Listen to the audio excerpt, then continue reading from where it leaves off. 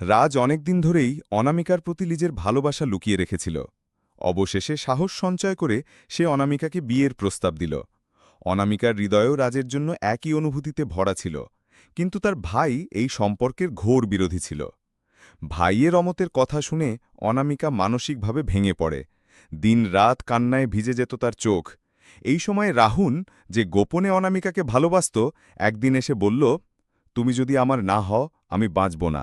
আমার জীবনই শেষ হয়ে যাবে তোমাকে ছাড়া। এই কথা শুনে অনামিকা ভেতর থেকে আরও অশান্ত হয়ে ওঠে। সে সিদ্ধান্ত নেয় শহর ছেড়ে পালিয়ে যাবে, দূরে কোথাও, যেখানে তাকে কেউ আর থামাতে পারবে না। কিন্তু সবকিছু বদলে যায় হঠাৎ করেই। অনামিকার ভাই রাগের মাথায় রাজের বদলে রাহুলের সঙ্গে তার বিয়ে ঠিক করে দেয়।